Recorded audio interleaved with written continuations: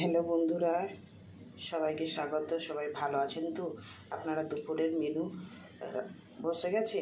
আমার তো দুপুরের মেনু রান্না বসবে। এই রুই মাছ নিয়ে এসেছিলাম কালকে একটা গোটা, তো মাছটাকে ভালো করে কাটিং করে এই রুই মাছ দিয়ে ফুলকপি দিয়ে একটু পাতলা গা মাখার তরকারি করব। দেখুন বন্ধুরা, এখানে মাছ ভাজা তুলে দিয়েছি, মাছটা ভেজে নেব লাল করে। দেখুন বন্ধুরা, এই কুমড়োটা গাছে হয়েছিল, কেটে নিয়ে এসেছি। জানি না লাল তো হয়ে গেছে, উপরটা পেকেছে কিনা আমি বলতে পারবো না। এই কুমড়ো দিয়ে এই থোড় দিয়ে রান্না করব। এই থোড়টাও কালকে গাছে কেটে নিয়ে এসেছি, দেখেছেন? থোড় দিয়ে কুমড়ো দিয়ে বেশ সব রকম সবজি দিয়ে রান্না করলে কিন্তু খেতে দারুণ লাগে। কেটে দেখাচ্ছি, ভালো কি মন্দ জানি না। দেখুন বন্ধুরা, বেশ লাল হয়ে পেকে গেছে, দেখেছেন? রান্না করা যাবে। দেখুন বন্ধুরা, এখানে আমার লাল লাল করে মাছটা ভাজা হয়ে গেছে। আমি এবার কপি আলুটা ভেজে নেব। বন্ধুরা দেখুন, আমি এখানে রসুন, আদা, পেঁয়াজ, কাঁচা লঙ্কা, টমাটো দিয়ে বেটে নিয়েছি।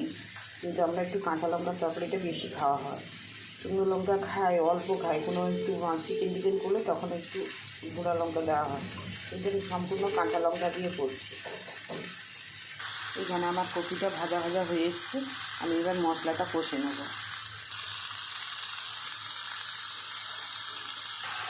এখানে আমি 5 ফোড়ন, তেজপাতা, শুকনো লঙ্কা দিয়ে একটু হিং দিয়ে মশলাটাকে একটু কষে নেব। একটু তেল ছাড়লে তারপরে সবজিগুলো দেবো।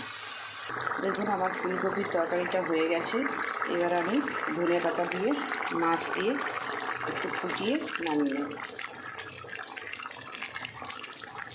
আর এই শীতকালে ধনে পাতা না দিলে না তরকারিতে মজাই আসে না, খুব স্বাদ লাগে। দেখুন আমার এই ফুলকপির তরকারি কমপ্লিট। আপনাদের যদি খেতে ইচ্ছা হয় আপনারা আসুন বন্ধুরা।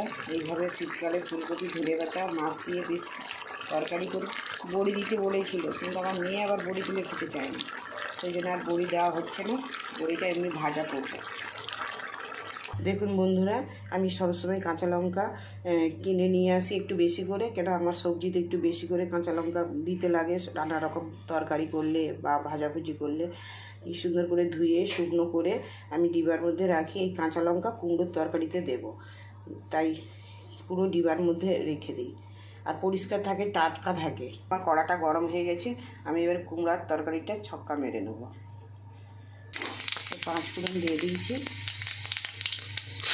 কাঁচা লঙ্কা, তেজপাতা, এটা একটু ভেজে নেবো, তারপরে পেঁয়াজটা দেবো।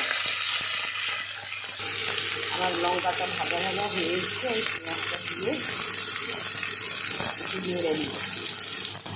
পেঁয়াজটা ভাজা হয়ে গেলে পেঁয়াজের সাথে সরষা একটু নেড়ে নেব। সরষা সবসময় না নুন হলুদ মাখিয়ে,